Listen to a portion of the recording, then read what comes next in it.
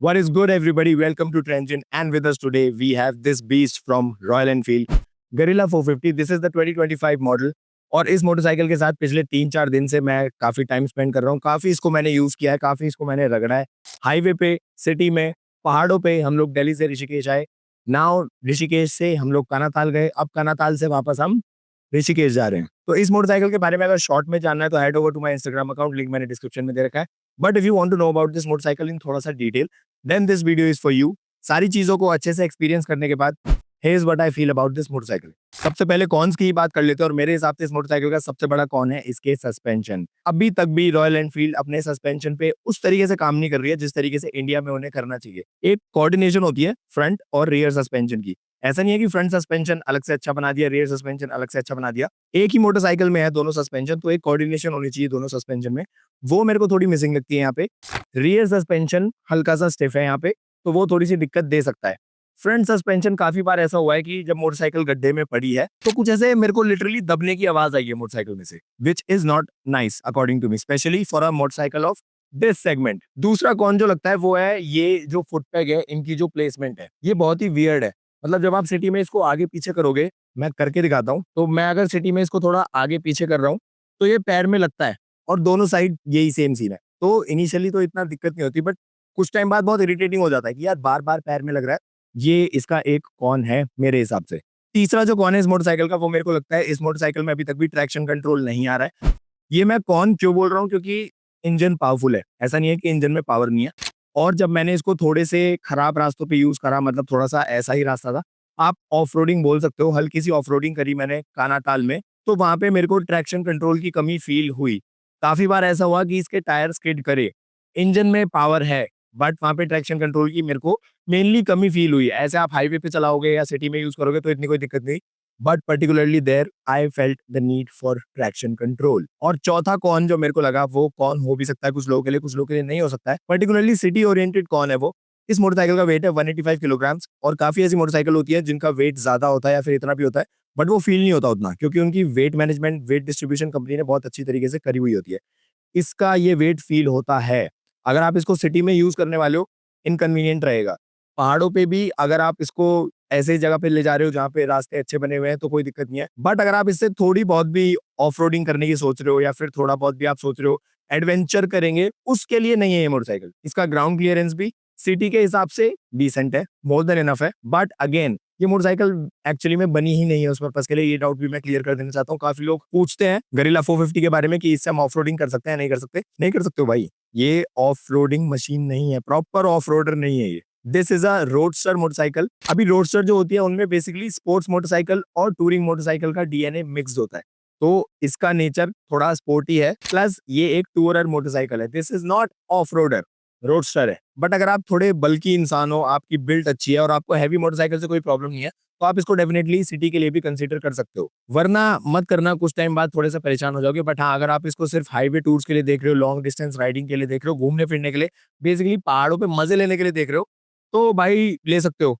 This is a very nice machine. बाकी इस motorcycle के प्रोज की बात करते हैं। मोटरसाइकिल चलाते हुए सबसे बड़ा प्रो जो मेरे को इस मोटरसाइकिल का लगता है वो है इसका सीट कंफर्ट और सिटिंग पोस्चर। सीट इसकी एक्चुअली में काफ़ी ज़्यादा कंफर्टेबल है। मैंने इसको क्लोज टू 400 या आई थिंक 400 किलोमीटर से ज़्यादा ही चला लिया है, मेरे को कोई दिक्कत ही नहीं हुई। सस्पेंशन के हिसाब से फिर भी मैं थोड़ा बहुत कंप्लेन कर सकता हूँ इस मोटरसाइकिल के लिए, बट अगर मैं सिर्फ सीट की बात करूँ, सिर्फ सीट कंफर्ट की बात करूँ, तो भाई बहुत ही बढ़िया कंफर्ट है सीट का। कुशन काफ़ी अच्छा है, जितना होना चाहिए उतना सॉफ्ट है, जितना होना चाहिए उतना टाइट है, ऐसा मुझे फील हुआ। और सिटिंग पोस्चर भी जो है इसका वो हल्का सा लीन फॉरवर्ड है, बट हल्का सा ही है, बहुत ज़्यादा नहीं है और बिल्कुल ऐसे अपराइट भी नहीं है बिल्कुल, तो हल्का सा वो लीन फॉरवर्ड है। हैंडल बार की पोजीशन वाइड है, इट्स वाइड इनफ, बढ़िया है। और ये जो पीओवी बनता है यहाँ से आपका, वो भी काफ़ी सही है। मतलब इंस्ट्रूमेंट क्लस्टर काफ़ी लोगों को लगता है कि ये साइड में नहीं होना चाहिए, सेंटर में ही होना चाहिए, दिक्कत होती है, बट मेरे को ऐसा कोई प्रॉब्लम नहीं हुई इसके साइड में होने से भी। तो all and all sitting posture इसका और ये जो ट्रायंगल बनता है यहाँ पे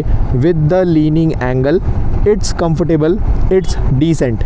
प्रॉब्लम वाली बात नहीं है। दूसरा जो मेरे को प्रो लगता है इस मोटरसाइकिल का वो है इसका एग्जॉस्ट नोट। बहुत ही सही एग्जॉस्ट नोट है यार, मतलब रॉयल एनफील्ड जानी ही जाती है अपने एग्जॉस्ट नोट के लिए, अपने डुग डुग, अपने थंप के लिए।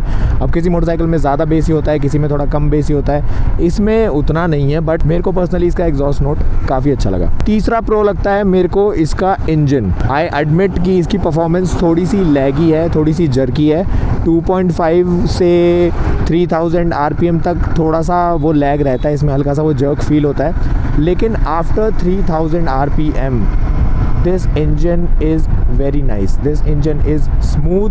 वाइब्रेशंस भी नहीं है इसमें इतनी ज़्यादा, हैं, मैं ये नहीं कह रहा वाइब्रेशंस नहीं है, वाइब्रेशंस हैं, बट पहले से काफ़ी इम्प्रूवमेंट है। तो we need to appreciate what needs to be appreciated. और मिरर्स जो हैं उनकी विजिबिलिटी भी काफ़ी अच्छी है, उनकी प्लेसमेंट भी काफ़ी अच्छी है, सही से दिखता है, कोई प्रॉब्लम नहीं है। इंजन के अगर हीटिंग इशू की बात करी जाए तो येस, हीटिंग है इंजन में, स्पेशली जैसे अभी तो मौसम ठीक हो रहा है, अभी तो हम वादियों में हैं, शाम का टाइम है, सब कुछ it's all very nice. But अगर आप इसको धूप में चलाओगे, गर्मियों में चलाओगे, हीटिंग होती है इस इंजन में, बट वो प्रॉब्लमेटिक नहीं है, मतलब मेरे हिसाब से वो इशू नहीं है, इतनी ज़्यादा नहीं होती कि वो एक इशू बन जाए। काफ़ी मोटरसाइकिल में जो हीटिंग इशू होते हैं वो प्रॉब्लमेटिक होते हैं, मतलब आपके पैर पे इतनी हीट लग रही होती है कि आपको चलाने में दिक्कत होती है।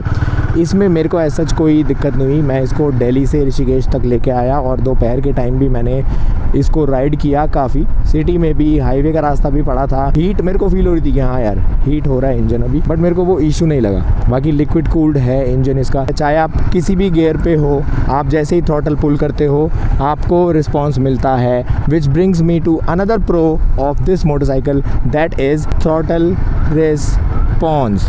बहुत सही थ्रॉटल रिस्पॉन्स इसका, मतलब देख रहे हो ये एकदम से ऐसा खींचता है, टॉर्क अच्छी है, पावर तो अच्छी है ही इस मोटरसाइकिल की, बट थ्रॉटल रिस्पॉन्स बहुत एप्ट है, काफ़ी मेरे को प्रिसाइज लगा। और आप चाहे किसी भी गियर पे हो, 4th गियर पे हो, चाहे आप 5th गियर पे हो, आप थ्रॉटल पुल करोगे और ये देखा रिस्पॉन्स आपको मिलता है। Another positive is it's breaking.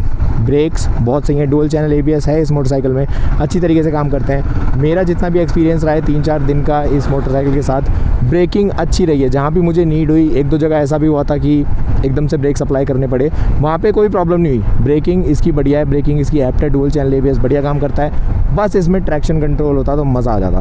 Traction control की भी नीड हर जगह फ़ील नहीं होती है, बट कहीं कहीं पे बहुत ज़्यादा नीड फ़ील होती है, तो वो मैंने इसलिए कॉन में डाला। राइड बाय वायर है इस मोटरसाइकिल में, जिस वजह से भी थ्रॉटल रिस्पॉन्स काफ़ी अच्छा हो जाता है। सिटी में और हाईवे पे तो सही रही ही है इस इंजन की परफॉर्मेंस। पहाड़ों के रास्ते पे कैसे रही, जैसे ये फिर भी उतने ज़्यादा डायनेमिक रास्ते नहीं है, मैंने इसको काफ़ी डायनेमिक रास्तों पे भी चलाया, वहाँ पे भी मेरे को कोई कमी फ़ील नहीं हुई पावर की। मैंने अकेले तो चलाया ही चलाया, मैंने पिलियन के साथ भी चलाया। जिस होम स्टे में मैं रुका था कानाताल में, वहाँ पे उसके जो ओनर थे उनके साथ हम गए थे खौडिया रेंज घूमने, वो भी बैठे थे मेरे साथ, प्रॉब्लम नहीं हुई। मतलब मेरे को एज सच मेरे को बहुत ज़्यादा क्या मैं यार ऑनेस्टली बताऊँ तो मेरे को कोई डिफरेंस फील ही नहीं हुआ। जो इसके टायर्स हैं उनको भी मैं प्रो में ही काउंट करना चाहूँगा। 120 section in the front which is the widest in any Indian bike, 160 section at the rear. काफ़ी ब्रॉड टायर्स हैं, देखने में तो अच्छे लगते हैं, परफॉर्मेंस भी उनकी अच्छी है, ग्रिप उनकी अच्छी है। बस जब आप कॉर्नरिंग करते हो ना तो कॉर्नर पे 100% कॉन्फिडेंस नहीं आता उसमें कि भाई मतलब कर दूंगा मैं, कोई दिक्कत नहीं है, वैसी फील नहीं दे पाते हैं इसके टायर्स, ऐसा मेरे को लगा। I am not talking about pro level cornering, मैं नॉर्मल कॉर्नरिंग की ही बात कर रहा हूँ जो आम ज़िंदगी में आम लोगों को करनी पड़ती है रास्तों में, स्पेशली अगर आप पहाड़ पे आ रहे हो, पहाड़ जैसे रास्तों पे करनी पड़ती है। मैं उस टाइप की कॉर्नरिंग की बात कर रहा हूँ। इसका जो ये इंस्ट्रूमेंट क्लस्टर है ये भी according to me is a pro. मेरे को सही लगता है इसका लेआउट, जिस तरीके से चीज़ें दी हुई हैं, जितनी भी रेलेवेंट इन्फॉर्मेशन होती है वो सब आपको प्रोवाइड करा रखी है यहाँ पे, ऐसा कोई दिक्कत वाली बात नहीं है। You have your speedometer, you have your fuel gauge, time बताता है ये, गियर पोजीशन इंडिकेटर है। बस टैकोमीटर की कमी थोड़ी सी फील होती है यहाँ पे, बाकी सारी इसमें जो भी रेलेवेंट इन्फॉर्मेशन होनी चाहिए वो है, जितने रेलेवेंट फीचर्स होने चाहिए आई थिंक वो भी है। बाकी बढ़ते हैं अगले प्रो की तरफ, वो है इसका गियर बॉक्स। गियर बॉक्स इसका बहुत ज़्यादा स्मूथ है, कोई दिक्कत ही नहीं हुई मेरे को। मल्टीपल डाउन शिफ्ट करने में भी मेरे को कोई दिक्कत ही नहीं हो रही थी, आराम से हो रहा था, एक बार भी मेरे गियर अटके नहीं है कहीं पे भी, तो वो एक अच्छी बात है। बाकी स्लिपर क्लच है इस मोटरसाइकिल में, वो भी एक अच्छी बात है, बट उसके होने के बावजूद ये जो क्लच है ना, ये जो क्लच है ये टाइट है। एक तो होता है एवरेज, एक होता है सॉफ्ट, एक आप बोलते हो हार्ड। तो ये एवरेज और हार्ड के बीच का है। तो वैसे तो इतनी ज़्यादा दिक्कत नहीं होगी, बट जब आप सिटी ट्रैफिक में फंस जाते हो या फिर स्पेशली अगर आप किसी पहाड़ पे हो और आप नीचे उतर रहे हो तो क्लच का थोड़ा ज़्यादा यूज़ होता है। ऐसी सिचुएशन में थोड़ा सा इनकन्वीनियंट हो सकता है मामला, हाथ में हल्का सा पेन हो सकता है। अब ये कमेंट मत करने आ जाना भाई कि नाजुक लोग होते हैं वो, जिनको क्लच से दर्द हो जाता है, ये हो जाता है, वो हो जाता है। इतने ही रफ एंड टफ हो तो मोटरसाइकिल खरीदी करो, जहाँ जा रहे हो भाग के जाया करो। बट अगर नहीं जा रहे, अपनी कन्वीनियंट के लिए मोटरसाइकिल ले रहे हो, अच्छे से अगर आप पैसा लगा रहे हो तो आपको कन्वीनियंस मिलनी चाहिए ना। थोड़ा सा भी हार्ड क्लच क्यों झेले हम। तो हाँ, ये प्रो के बीच में एक कौन घुसेड़ दिया मैंने। Talking about the quality off switch gears जो यहाँ पे हैं, ये वही है यार जो रॉयल एनफील्ड में होते हैं, जो रॉयल एनफील्ड के आ रहे हैं। इनमें मतलब these are not bad but these are not very good either, is what I feel. Mileage जो है इस मोटरसाइकिल की वो मैं प्रो में ही लेके चल रहा हूँ, क्योंकि इन 3-4 दिन में जितना भी मैंने इसको यूज़ किया है, मैंने इसको अच्छे से भी चलाया है, मैंने इसको कभी कभी थोड़ा रगड़ा भी है। माइलेज इसने मेरे को 25 के अराउंड ही दी है, which I think is not bad considering the performance and power of this engine. Horn इसका अच्छा है। इसका एक और प्रो जो सबसे बड़ा प्रो है जो रॉयल एनफील्ड जिसमें बाप है, वो है इसका सर्विस नेटवर्क। आप इंडिया में कहीं भी चले जाओ भाई, इसको लेके कोई दिक्कत अगर हुई मोटरसाइकिल में तो आपके पास कोई ना कोई सर्विस सेंटर या कुछ ना कुछ जुगाड़ हो ही जाएगा। पार्ट्स अवेलेबिलिटी काफ़ी सही है इस मोटरसाइकिल की, कोई दिक्कत नहीं है।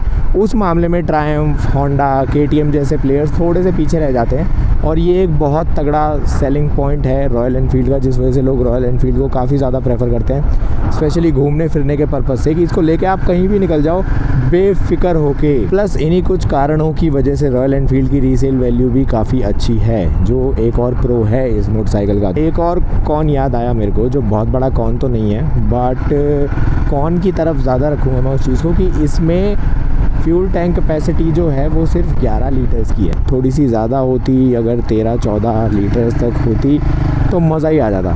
I'll see you guys soon in another video. Till then, ride safe, drive safe, helmet पहनो, सीट बेल्ट पहनो, हाई बीम पे मत चलो, बिल्कुल भी मत चलो, बिना मतलब में हैज़ार्ड लाइट्स ऑन करके मोटरसाइकिल मत चलाओ।